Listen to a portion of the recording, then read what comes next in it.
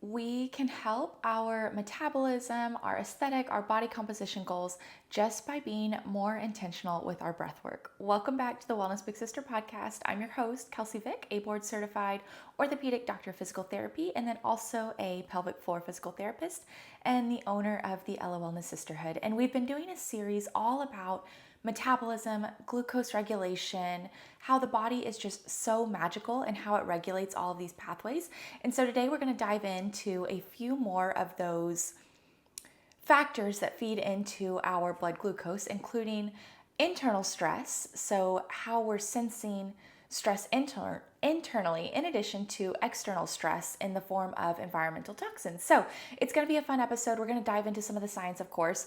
But before we do that, I have an exciting announcement for the sisterhood, and we are doing a summer series of shorty workouts. So the shorty workouts are shorter workouts, as the name kind of implies, that are part of the sisterhood, that are built for a time crunch, for travel, for just, they're shorter, right? So they're more targeted towards a certain body region. And they're just built for when you don't have a lot of time on your hands or for when you're traveling. And so since it is the summer, we're all doing sort of vacations, summer vacations, and hanging out with friends or whatever.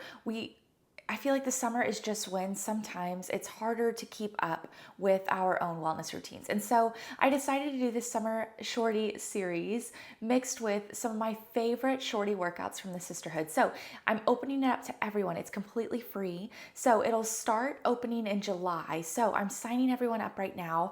We are going to have workouts every week for 4 weeks, and it'll be open for a good amount of the summer. So it won't just be open for the 4 weeks. That way, if you have a vacation into August or later in the summer, not just in July, you're still able to get those workouts in. So it'll be super fun. Again, shorty workouts. So they're usually like 10 to 20 minutes. Some of them are 8, some of them are 15, some of them are closer to that 20-minute mark, but it's more built for take whatever time you can get and give it to your body and do it in a super targeted way. And so I'm super excited for this series, and I will leave the link in the show notes if you're interested in signing up. Again, it's completely free, super easy. Shorty workouts are some of the favorites for a lot of the people who are part of the Ella Wellness Sisterhood on the app. And so I'll leave the link. I hope you guys can join us because it's going to be a whole lot of fun and filled with some of my absolute favorite targeted workouts. So back to the series, we've talked about hot girl walks or mental clarity walks, or I heard recently from Bare Nutrition Health, she linked another creator who called them fart walks, which I absolutely loved. We've talked about fueling, we've talked about the microbiome, gut-brain axis, we've talked about light and sleep and all of those impacts on our blood glucose regulation. And again, if you're struggling with metabolism, if you're struggling with reaching your body composition goals, your aesthetic goals, the toning goals, like reaching whatever wellness goals you have for yourself, feeling more energized, less cravings, it's usually not one of these things all on its own. We like to focus on movement. We like to focus on the fueling. We like to focus on sleep. But some of the time it's these lesser known ones like stress management, like we'll talk about today, environmental toxins, again, like we'll chat about today, light, sunlight, and working on managing that blue light. So if you've missed any of those episodes, I highly recommend go back and listen to them. Short, sweet, to the point, but also giving the science behind blood glucose regulation and how we can reach whatever wellness goals we have by helping to manage our blood glucose levels. So we've done this quick overview every single episode of this series. So I'll brush over it again. I believe the Hot Girl Walk episode, we did a little deeper dive. And then the last episode, which was the gut microbiome, the gut-brain axis one, which I absolutely loved. It sort of linked the gut-brain axis to a hinge date and gave a deeper explanation of the gut-brain axis in more of modern day, like an example. So as far as a quick overview goes, when we eat food, carbohydrates, proteins, fats, we'll talk about the carbohydrates. Our body breaks down those carbohydrates into glucose molecules that get released into the bloodstream. Our blood glucose spikes, which cues certain molecules and certain hormones to be released in order to say, hey, our body needs to start handling this glucose level before it gets too high. Too high of blood glucose levels for too long of a period of time can lead to things like insulin resistance, where our body is not able to sense insulin well enough. It can lead to just a chronic inflammation where our mitochondria are overloaded because they're trying to manage this glucose and our body is not getting rid of it in an effective way. And so when our blood glucose levels are elevated, insulin's released, cueing the body to either utilize that blood glucose immediately to store it in short-term storage or to store it in long-term storage. And so we have a lot of different routes for managing those levels, but we want to do it in a healthy way, and we want to reduce some of those spikes because those spikes is what can lead to cravings and, again, just sort of overworking ourselves when they don't necessarily need to be overworked that way, because we have all of these natural systems built in to help with our blood glucose management. And so in states of poor health, chronic inflammation, too high of blood glucose, our body starts to have to work a lot harder in order to maintain that metabolic health. And so the whole idea with this series is just diving into different factors that help to control those levels in ways that we can actually do ourselves before we end up with conditions like diabetes or prediabetes or things like that, because those are the types of conditions that we definitely want to stay away from.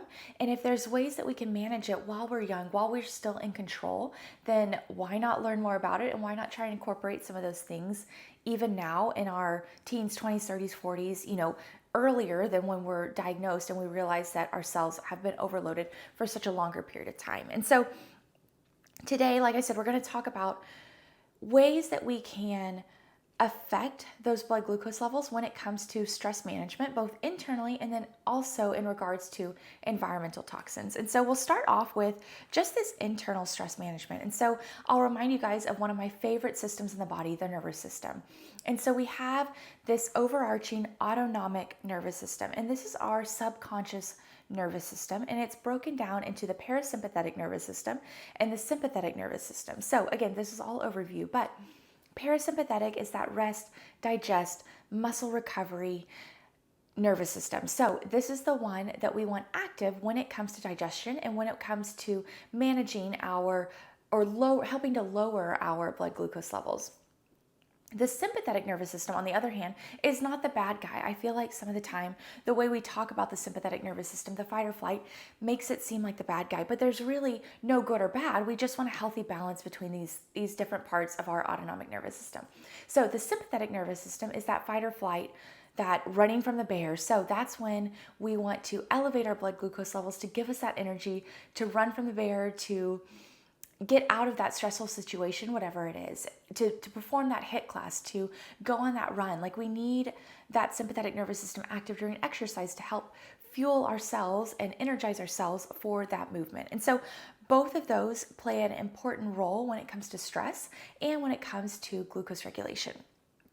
So when we are stressed, when we are internally stressed is what I'm talking about right now, we go into more of a sympathetic response. So more of that fight or flight response. And when that sympathetic nervous system is active, the hormone glucagon is released. And glucagon is sort of the antidote to insulin, right? So glucagon works to help mobilize glucose so that we can use it. So if our blood glucose levels go too low, glucagon helps out because it allows us to return those glucose levels back to baseline.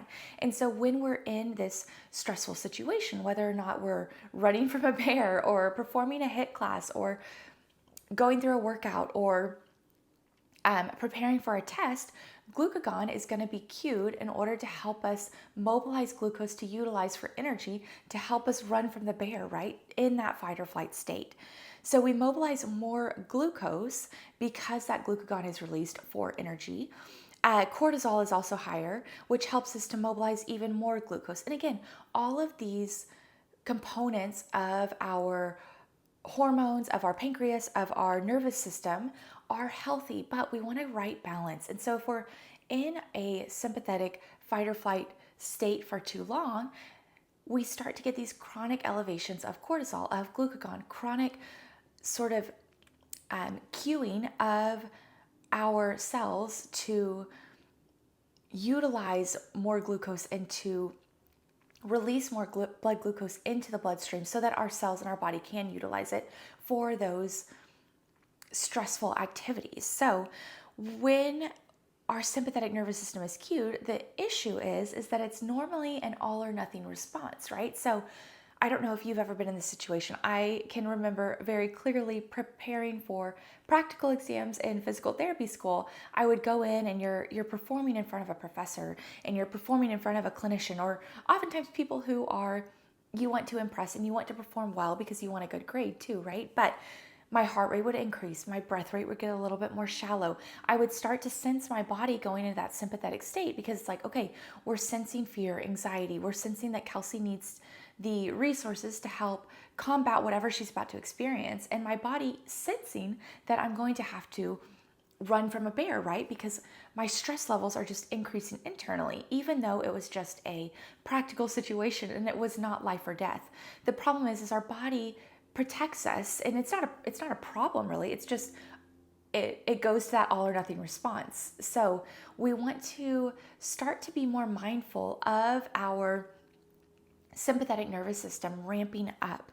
So our body will respond similarly whether or not we are in a life or death situation, or whether or not we're just about to go in for a practical, a stressful test, a meeting new people, going on a date, whatever it is. Like, those are definitely not life and death situations, but our body can oftentimes respond in a way that makes those seem like life and death situations and cue ourselves and our body to respond to that perception of a life and death situation. And so that includes mobilizing more glucose to utilize in the form of energy because we're having to run away from that bear, run away from that life or death situation, right? So a way to help combat this is just being more mindful of when our body is going more into that sympathetic state.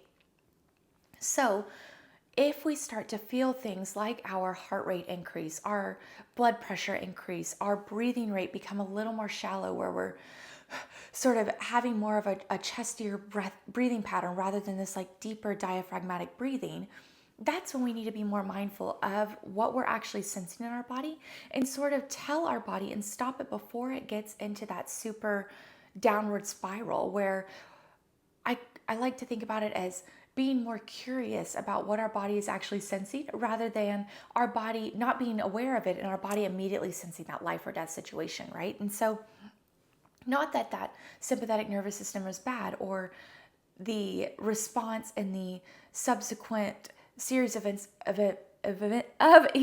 that happens after the cueing of that sympathetic nervous system is bad. But if it's not necessary, we definitely don't want to spike our blood glucose levels any more than we have to if we're not actually needing those resources. And so I think it's important to be mindful during certain situations where if you are about to go meet a new friend, go on a first date, have a stressful test situation, a practical, to think and be curious of your own emotions and be like putting a label to it. So like, what is this emotion that I'm sensing? Oh, it's anxiety. Like, I'm okay. I'm not in a stressful situation. It's a healthy anxiety because it means I care about this test that I'm going to do, or that I'm about to go take this practical, or I care about these people that I'm about to meet, or this date that I'm about to go on because so far I've really liked the person. So it's about being more mindful of it and almost mentally talking yourself through that situation and cueing your body that it's not this life or death situation. And so that's where breath work can really help. And we'll dive into that a little bit more, but it's a way to to voluntarily cue that parasympathetic nervous system during stressful situations where we don't necessarily need that all or nothing response from our sympathetic nervous system. So we'll talk about that a little bit more in sort of the application component, where what can we actually do if our body is in this chronic level of stress, whether or not it's just a one-off event. That's what I've been chatting about most, is like, okay, a practical, a first date, a meeting a group of friends for the first time. But there's also stressful circumstances that are just chronically stressful. You have a loved one that's sick and in and out of the hospital, or you're the one struggling with chronic illness or some sort of something that's out of your control for a lengthened period of time. So it's this chronic stressful situation too. It's when these stressful circumstances and this stressful experience starts to become more long-term, where we're not getting our body to be able to flip back between that sympathetic and that parasympathetic nervous system, we're stuck in that sort of sympathetic state. So there's definitely ways that we can combat that. And we'll get to those too, but breath work is one of them. And I know we've talked about it before. I'll put a link in there with a guided breath work as well. But I just think it's super cool. This is one of the reasons the body is so magical, is because we can utilize breath work in order to help voluntarily put our bodies into more of that parasympathetic rest, digest, muscle recovery state that helps us to better manage those blood glucose levels and our metabolism. So for the very last factor that we'll talk about in regards to blood glucose regulation and metabolism are what I call, and what are being called, environmental toxins, but more specifically obesogens. And obesogens is the term utilized to capture all of the toxins in our environment that can lead to obesity. And it's been researched and analyzed that about 15% of obesity can be contributed to these obesogens. And so it's not a small amount, right? Like 15% is a good chunk when we have all of these variables to consider. Things like exercise, fueling are also a part of this, but obesogens being 15%, it's something that causes me to want to take a look at my environment and take a look at what's in my own environment, in my own food and skincare and all of that, to see what can I sort of cleanse in order to help combat obesity, but also on a deeper level to help my metabolism. And so I think it's one of the hardest or the least talked about contributors to our metabolism, and one that's not very well known as far as what the physiology is surrounding how these environmental toxins affect our systems in our body. And so in general, these toxins can create hormonal imbalances. They can create changes in our genes, our DNA, our gene expression. It can cause changes in our fertility. So I don't like to say like infertility, but fertility changes. It can cause increased inflammation throughout our whole body. Gut microbiome changes, which I feel like is one of the ways we've been hearing about it more and more. And so the mechanism it's very newly studied as far as the impact that these chemicals have on obesity and our metabolism. And so they're just now diving into the pathways. And so it's a lot of hypotheses, a lot of animal studies, a lot of rat studies as far as what causes some of these things. And so in general, they're saying that these environmental toxins, these obesogens that are in our environment, mess up the way that our body is able to communicate with each other through all of these different pathways. So in that gut-brain axis episode, we mentioned that a release of one molecule signals the release of another, and the release of another, which cues the brain to release another. So it's a lot of this communication between different levels in our body and in our nervous system, in our digestive system. Like all of these systems in our body communicate via like multiple different pathways. And so these environmental toxins sort of mess up that communication between all of these different systems in our body. And so it can increase fat cells, food intake, and again, it can alter our microbiome in that these chemicals just affect the way that our body is able to sense carbohydrates, glucose elevation. It messes up with the pathway between how our body's able to sense those changes and then how to respond to it. And so again, it's not very well studied, but 15%. So it's something that we need to be aware of, and something that we need to sort of take inventory of in our own environments to be like, hey, what is in my environment that I can easily get rid of that can just help lower the contribution of obesogens to my own metabolic health? And this one is one that I struggle with, right? Because it's like, I mean, perfume. I literally put perfume on, and that's like an environmental toxin that can affect how my body's communicating with itself, right? And so I love perfume. I love all of these, like a pedicure, gel nail polish, like all of these things, food, like our non-toxic stick, our non-toxic pans. So this is one is like really, really hard for me. And I feel like I've said that probably every single episode, but this one especially is pretty hard for me to do because you don't realize how much in your environment is actually a toxin. You don't actually think about it. Even, candles or perfumes or the nonstick pans that we cook on. So I think one of the application ways that we can sort of like work to cleanse our environment of these obesogens and work to help our body's metabolic health is through like picking out one thing to sort of cleanse or one thing to detox. And I went over this on our sort of spring cleaning body detox series as well. But I think picking one thing that you're really going to focus on. So if that's no stick lined pans, like getting rid of those, clean skincare, limiting fragrance, candles, perfumes, cleaning supplies, getting rid of the like Lysol and doing more of a natural alternative that is not going to disrupt some of those communication pathways within our body. And so it's all very hard because it can all get very, very overwhelming, especially as I've been researching different things that I'm like, okay, how can I cut this out? How can I clear this out? Seed oils, all of these things are in our food as well. And so it's something that I'm still working on, but knowing that it contributes to 15% of obesity and again, to our metabolic health. It's not just obesity, right?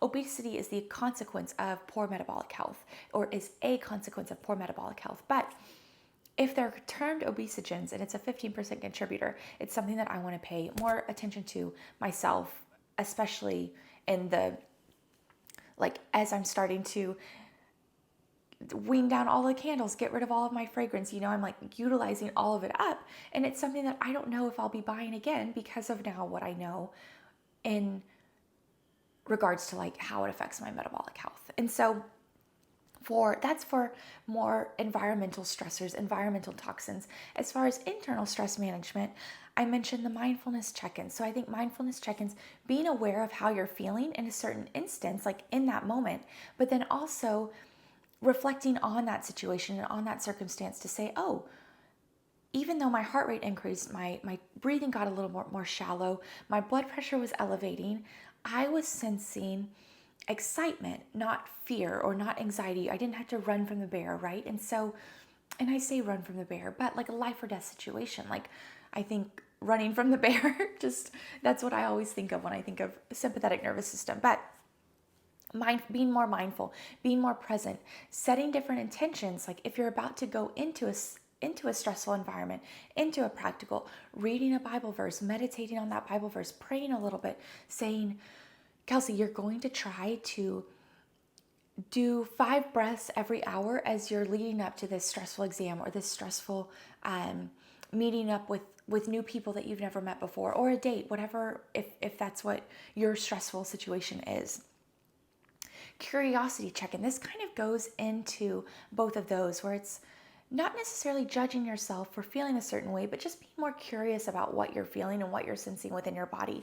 And so I go back to the practical example, like me in PT school going to a practical, but being curious on why is my heart rate increased? Why is my breath rate getting more shallow? And it was truly because I cared about that practical. I cared about doing well. I cared about making a great grade on it in order to get my license and get my degree and just be the best PT that I could be, right? And so it was really a good stress situation, but I never wanted it to become chronic. And so being just more curious about what your body's telling you. Then the last 2 I have on here is definitely like an ode to my physical therapy side, but breath work, and then also a nervous system flow or a nervous system check-in. And I'll link both in the show notes because we have both on the sisterhood, and both of them I believe are part of the free access for the sisterhood. So they're awesome resources. But one is sort of a guided breath work, meditation, nervous system, like calming a little bit. So cueing more into that parasympathetic nervous system and performing more of that diaphragmatic breathing in a very precise way in order to cue that rest, digest, parasympathetic nervous system and help our body understand that it can switch between the two rather than being stuck in this chronically sympathetic heightened state. And then the nervous system flow involves movement. So a lot of time, like dance, movement, we can change our body position physically in order to help how we're sensing things internally. So I don't know if you guys have heard of the power pose or whatever, where your arms are up and you're standing in front of a mirror, taking up as much space as possible, and they call it a power pose. And it's supposed to help I believe testosterone actually, like increase that before an interview or something so that you feel more confident.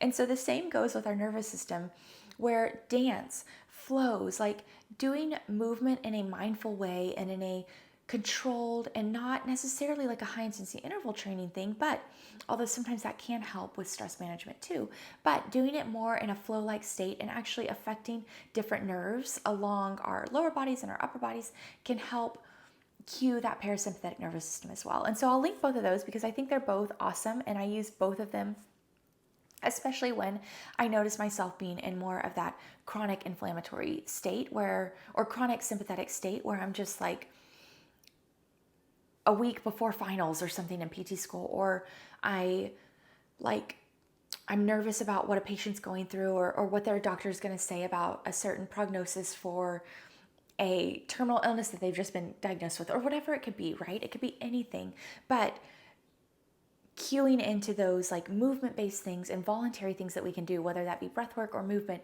to help cue that parasympathetic nervous system. So I hope you enjoyed this series. Again, we talked about hot girl walks, so movement, fueling, stress management, obesogens, light, sleep, and our gut microbiome, like gut brain axis, all contribute to our metabolism. And fine tuning each of those or being more aware of how they contribute to our glucose levels, I think is super healthy and super beneficial for us when it comes to our metabolism, our long-term like longevity goals, but then also our short-term like body composition, aesthetic, and toning goals. And so I hope you learned something. If you've missed other parts of the series, make sure you go back and look at them because again, there's just the body's truly magical. And I think this is one of the ways that I'm able to like really see how God has built our bodies and how just like freaking cool it is, right? Like the fact that we have so many things that contribute to helping us to manage our